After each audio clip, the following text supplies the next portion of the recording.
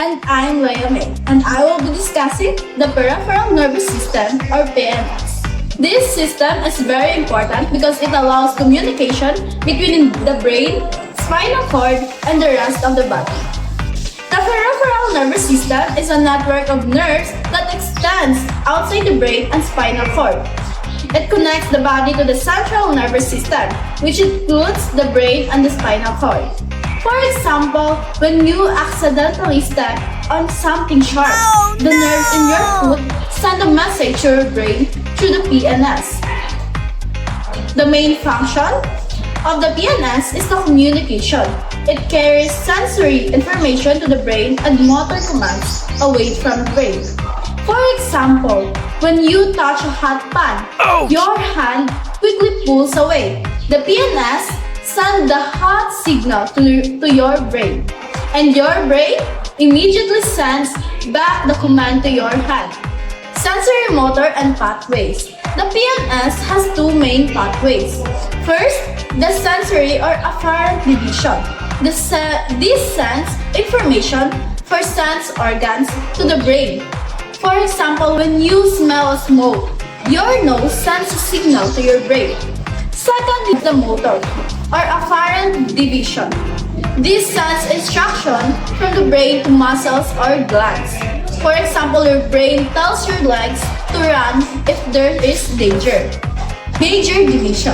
The peripheral nervous system is divided into two major parts, the somatic nervous system and the autonomic nervous system. These two systems control different kinds of action in our body. Somatic nervous system. The somatic nervous system controls voluntary movements, meaning actions we choose to.